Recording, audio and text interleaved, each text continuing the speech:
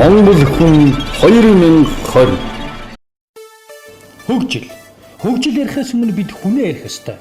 Эдийн засаг, дэд бүтц, уул уурхай, эрдэс баялаг. Энэ бүгд хөгжлийн нэгээх л хэсэг.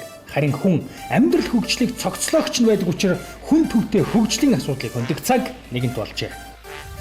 Энд байгаа хүмүүсийн ахуй амьдрал, энд байгаа хүмүүсийн боловсрол, энд байгаа хүмүүсийн эрүүл мэнд, энэ хүмүүсийн аюулгүй орчинд амьдрах энэ асуудлуудыг бид Монгол хүн 2020 хөтөлбөрөөр босгож тавих юм аа. Монголд ажил хийж, ажлын хөлс мөнгө нь амьдралд нь хүрдэг болгохын төлөө Монгол хүн 2020 хөтөлбөрийн амны чухал зүйлс юм аа гэдэг. Өнөөдөр Монгол хүн 2020 гэдэг энэ хэрэгцүүлэг Монгол хүн 2020 онд ямар байх вэ гэдэг энэ агуулга Монгол орны өнцөг болон бүрт төгж чадсан байна. Өнөөдөр Монгол орны өнцөг болон бүр бүр бидний ирээдүйд ирж байгаа шинэ цаг ямар байх вэ гэдгийг гэр орондоо хүртэлх хэлэлцэж эхэлж байгаа нь энэ хэрэгцүүлгийн давуу талаа гэж ингэж бид бодож байгаа.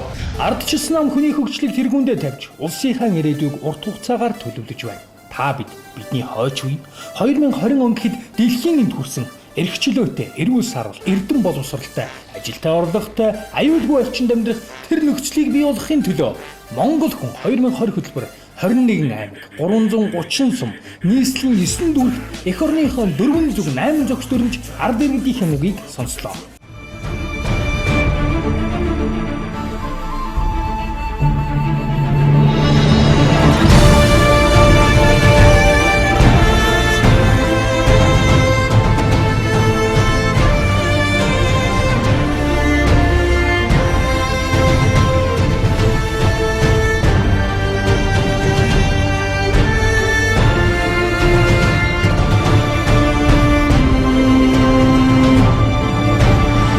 Монгол хүн 2020 2011 оны 2 дугаар сарын 22-нд Наран урах Дорны уудан талаас гараагаан хэлсэн Монгол хүн 2020 хөтөлбөр 2012 оны 5 дугаар сард өмнгийн говьд хаалтан хийсэн. 318 өдрийн турш 28500 км замыг туулан 71400 хүнтэй уулзсан 10 мянган иргэдийн саналыг нэгтгэн багцласнаар хөгжлийн хөтөлбөр боловсруулах мэдээллийн сан бүрдэж дууслаа. Амьдарч буй нутаг орондоо эрхчлөөтэй, эрүүл чирэг, эрдэмтэй, ажилтай орлоготой, мөн аюулгүй орчинд амьдрах ёстой хэмээн үзэн энэхүү хөтөлбөрийг дээр дурдсан 5 дэдгэх тухайн хилцүүлэг зохион байгуулсан энэ юм. Эрхчлөөтэй Монгол хүн. Ухаан бол эрхчлөөг дотно хувийн эрхчлөө, улс төрийн эрхчлөө, эдийн засгийн эрхчлөө, нийгэм соёлын эрхчлөө хэмээн 4 ангилан авч үздэг байна. Нэг үеийн бодвол ардчилсан хувьсгалын ачаар бид айц хүйцгүүгээр үгэн хэлдэг болсон. Гэвч үг хэлэх, үзэл бодлон илэрхийлэхээр эрхчлөөний тухай ойлголтыг дэлгэрүүлэх нь дэндүү өрөөсгөл юм. Нөгөө тэгвэр наазахын үг хэлхийн хүү эрхчлөөгөө боогдуулсан иргэд одоо хэрэн байсаар байгаатай Монгол хүн 2020 хэлцүүлгийн багийнхан өөрсдөө таарсан. Монгол улсын 21 аймаг нийт сумдаар явж үзэхэд эрхчлөө зөрчиж гэнэ үү зөрчиж байна. Чөлөөтэй ирээд ийм хорол цуглаанд ирээд ингээд өөрснийхөө санал бодлыг одоо чөлөөтэй илэрхийлж чаддаггүй айдас ихтэй байдаг. Эрхчлөө гэдэг асуудлыг бол хөндөж ярьж байна. Иргэдийн хурал бодлого санал төсөлтэй бол ярьдаггүй тэднийг ерөөсөө зүгээр төлөөдөө оролцож байгаа хүмүүсүүдийг санал хэлүүлдэггүй зүгээр батлаад өнгөрчдөг ийм учраас төлөөдөө оролцож байгаа хүмүүсүүдээр бас санал төсөлтийг авч ивэл зөв зөвхтэй юм уу гэсэн ийм саналыг оруулж байна.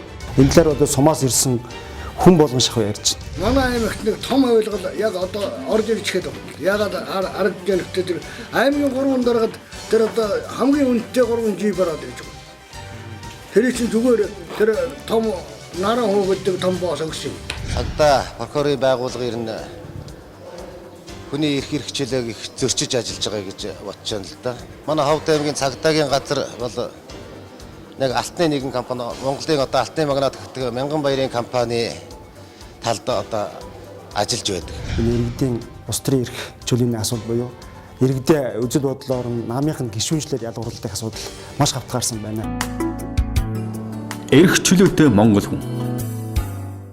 Нөгөө нэг амин чухал эрхчлөө бол улс төрийн эрхчлөө юм. Хүнийг гарал үүсэл, нам ивсэл, тэр бүхэл баян хоосноор нь ялгадаг байдал арилахгүй ам бүхтэй байсаар байна.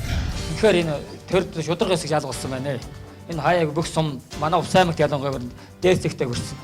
Хувийн эрхчлэлтэй холбоотойгоор хамгийн их хөндөгдөж яригдж байгаа сэдв бол иргэдийн хувьд бол шудрагсыг хайсан. Тэрийн ажил нэр явахгүй байна. Тэр дарга бол одоо дандаа намын журмын нөхдүүдэд ажил албанд авдаг, ирж байгаа тусламж зээл бүх юм тэр шугамар явж байна. Ямар нэгэн ялгарлалгүйгээр төрийн үйлчлэг авахыг эрмэлзсэн. Тэгэл ажлын байр авчиж чинь, амьдралыг авчиж чинь, өр хүүхдийг авчиж чинь. Орон нутагт байгаа энэ жижиг олигархууд, орон нутагт байгаа энэ нэг нутгийн засаг ноёд болчихсон. Энэ нөхдүүдийн авилга сонирхлын зөрчлийг шийдэхгүйгээр эрх мэдлэг шилжүүлэх юм бол эдгээр эндээ илүү эрх мэдэлтэй дархлагдсан тийм бүлэглэлд эрх мэдэл ирнэ штэ.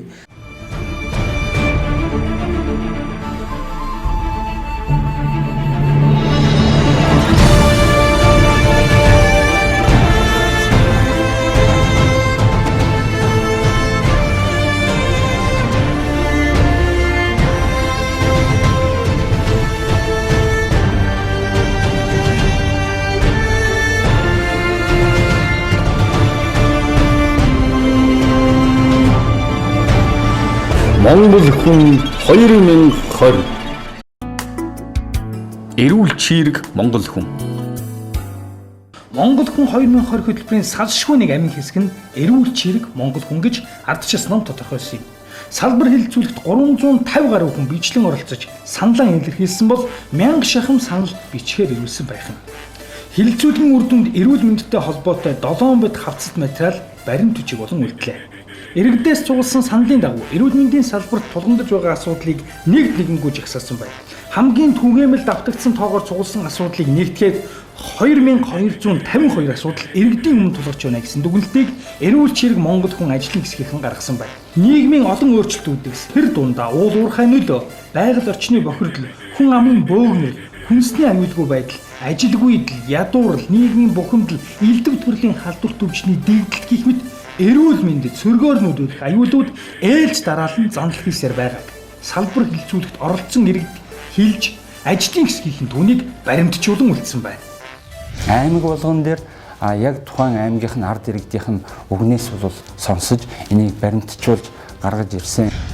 Уул уурхай ашиглалтаас үүдэн хот хөдөөгүй хөр шороо ундны ус маш ихээр бохирдог болсноор хүмүүсийн эргэтэн дотор муудаж дундаж настал залуужих төлөв байдал ихээхэн ажиглагдах болсныг иргэд ирсэн юм.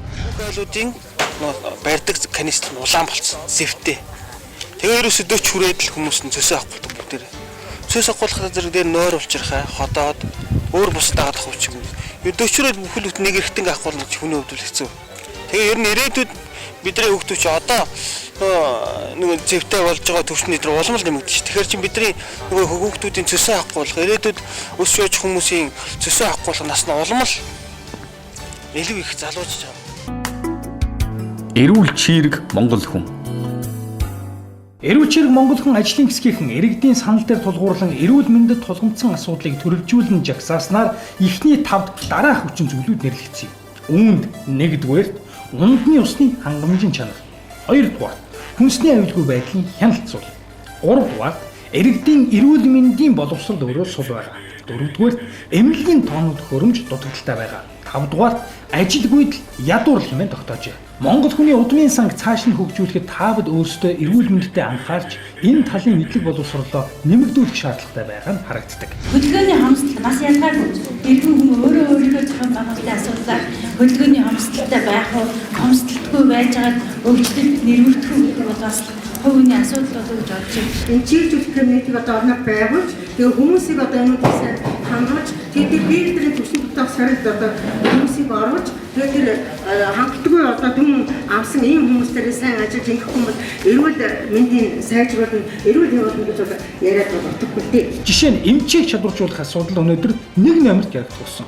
Үүнийг дагаад ялангуяа сум дундын эмнэлэгт оншилгоо шинжилгээ наазахын аппарат хэрэгсэл дутмаг байгаа нь түгээмэл харагдаж байна.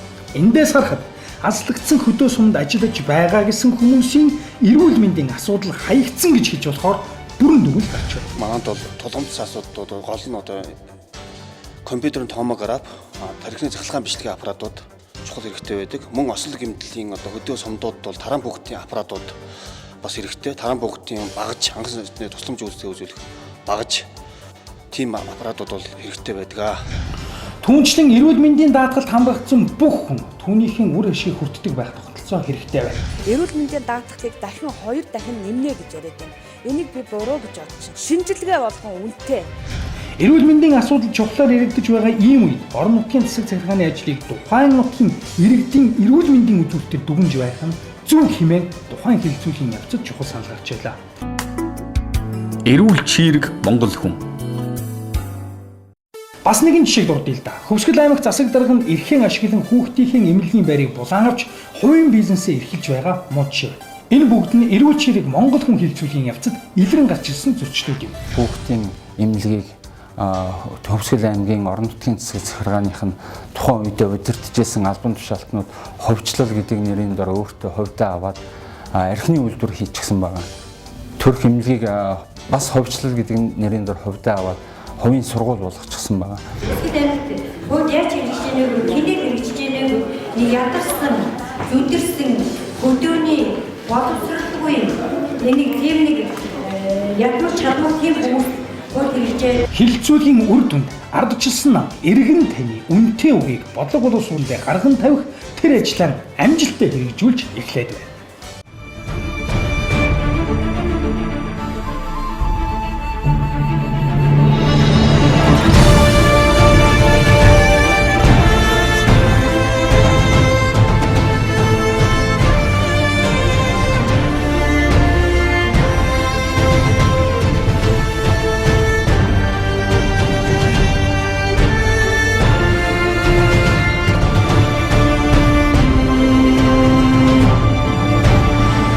Монгол хүн 2020. Эрдэм боловсралтай Монгол хүн. Хөтөлбөрийн бас нэгэн амин чухал сүнс нь эрдэм боловсралтай хүн гэж ардчилсан нам томьёолон энэ хүрээнд орон даяар хэлэлцүүлэг өрнүүлсэн.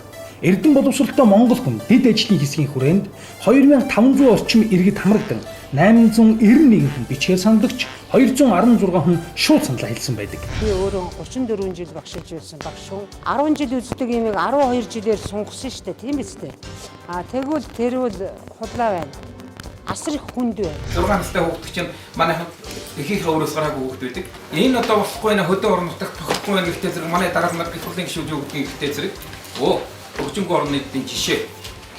Би энэ тэмрийн багшийг одоо нэг хийдэг. Эрүүл мэндийн багшийг, биологийн багш хийдэг.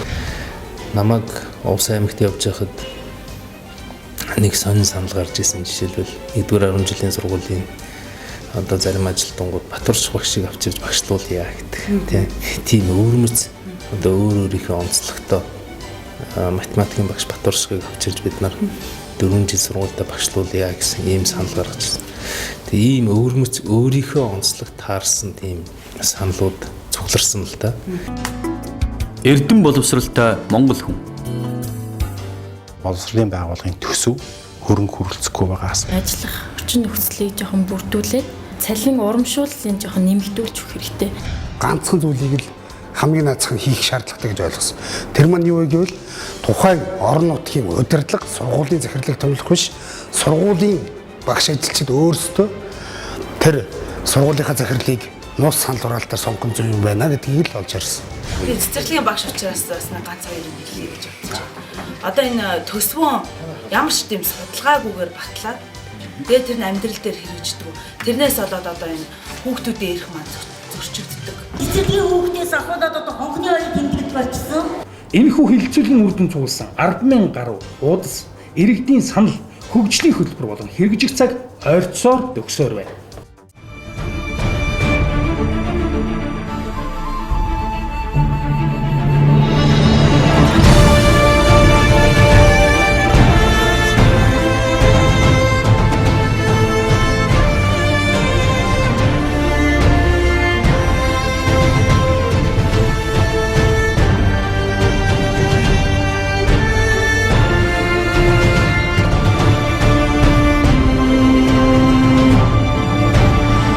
Монгол хүн 2020.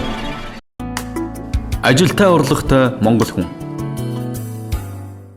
Монгол улс хөрсөнд орох баялгаараа дэлхийн анхаарлын төвд орсон ч удахгүй хүний хөгжлийн үзүүлэлтээрээ тэр хэмжээнд гайхах болно. Энэ хөгжилд хүрэхийн тулд эргэн ардчилсан намтай хамт Монгол орны өнцөг булан бүрт очсон ажилтны орлоготой монгол хүн сэдвт хилцүүлэх 1400 гаруй хүн хамрагдаж тэдгээрээс 1000 орчим нь бичгээр санд өгсөн бол үлдсэн хэсэг нь үг хэлж саналаа нэмэлсэн юм. Үүний үр дүн Монгол улс болоод хүмүүний хөгжлийн бодлого бий болно гэсэн хүлээлт иргэдийн дунд бий болсон. Баялагаан дагаад амьдралын хэв маяг олон зүйлс өөрчлөгдөж байгаа мэт боловч энэ зөвхөн тодорхой хүн бий болсон зүйл. Орон нутагт ажилгүй иргэдийн тоо бууралгүй харин ч эсэргээрээ нэмэгцээр байгаа нь хилцүүлгийн туршид байнга мэдрэгдэж байсан юм. Ажилгүйд маш их тэгээ ерөөсө төрийн албан хаагчдаас бусд нь тийм янз бүрийн юм байдаггүй.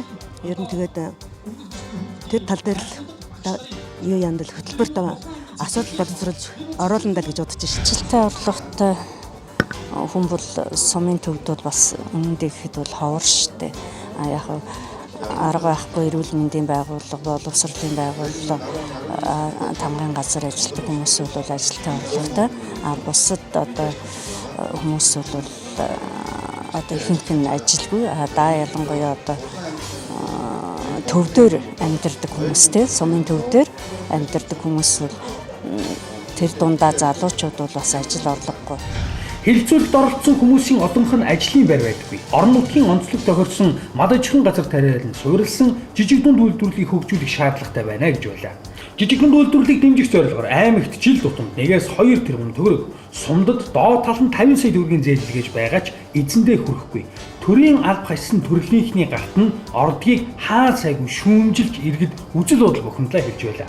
Яг эзэндээ очих юм бол жижиг дунд үйлдвэрлэл эхлээд одоо ажлын байр бий болоод нөгөө талаасаа одоо иргэд бол орлоготой болох нь бол зүйтэй байх бай.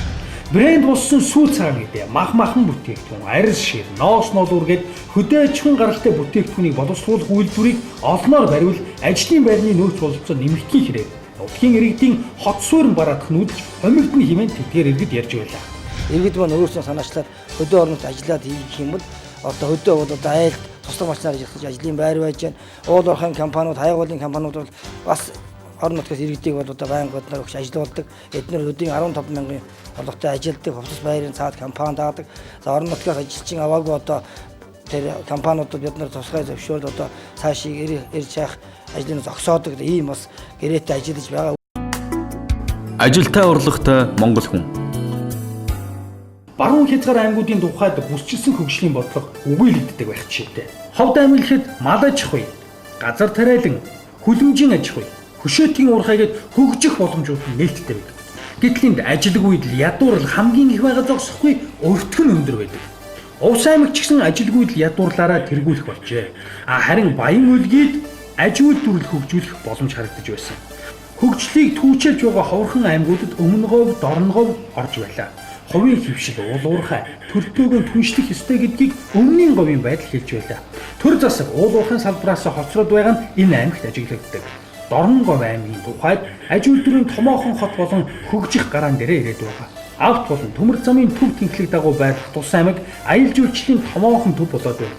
Тиймээс энэ аймагт нөр их бүтээн байгуулалт өрнөж, үүнийг дагаад ажлын байр нэмэгдэж, ажилгүйд бүрэн арилах боломжтой гэсэн итгэл ард иргэдийн дунд дүүрэн байлаа. 3 том бүтээн байгуулалт байна. Нэгдүгээр нь болохоор хөндлөн төмөр зам, дадлан задгадаас сайн шанд чойвасан чиглэл тавьдаг 1000 км урт төмөр зам дорногоор дайрч өнгөрөн. За хоёр дахь нь энэ төмөр замын огцтыг ашиглаад дорногоор дээр аж үйлдвэрийн одоо уул уурхайн бүтээгдэхүүн боловсруулах том үйлдвэрүүд байгуулагдана. Эхний ээлжинд одоо бидний тооцоолж байгаа нефт боловсруулах үйлдвэр, нүүрс одоо боловсруулах үйлдвэр хамгийн түрүүнд байгуулагдах байх тооцож байгаа.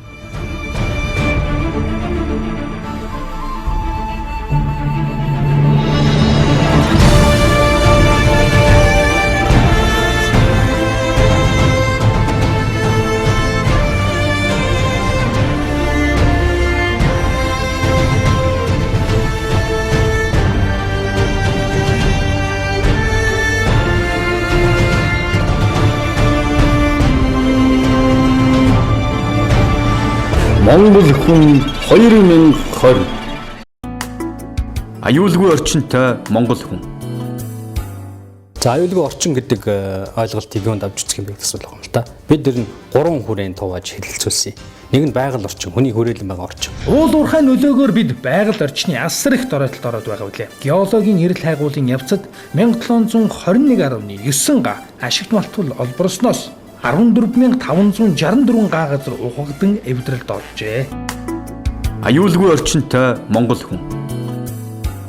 Монгол улсын хүн амын 30% нь баталгаагүй хүн сэргэлдэг гэсэн тоон үзүүлэлт гарч байна. Хүнсний аюулгүй байдал нь импортын гадаад байдал манай дотоод хяналт шалгалт гэсэн хүрээнд яригдж байна. Эрүүл ахуйн шаардлага хангасан хүн сэргийлэхийн тулд жижиг дунд үйлдвэрлэл, дотоодын үйлдвэрлэлээ дэмжих явдал хэрэгтэй гэдгийг иргэдийн санал олон удаа өгүүлж байсан юм. Бид бүгд бол ерөнхийдөө хүнсний бүтээгдэхүүнийг бол маш их хэмжээгээр оруулж ирдэг. Энэ дээр бол мэргэжлийн хяналтын албаныхан ажиллах ёстой байтал бүтээгдэхүүн ороод ирсний дараа мэргэжлийн хяналтын албан ажилладаг байна. Аюулгүй орчинтой Монгол хүн хилцүүлгийн хүрээнд яригдсан эдгээр асуудлыг шийдвэрлэх салбарын хилцүүлгийн гол зорилго байлаа. Ардчилсан намаас өнгөрсөн хугацаанд зохион байгуулсан Монгол хүн 2020 хөтөлбөр Монгол орны 4 зүг 8 зохист өртөөснөр Монгол хүн Монголдоо сайхан амьдрах тэр боломжийг бий болгохын төлөө ажилласаар л байна.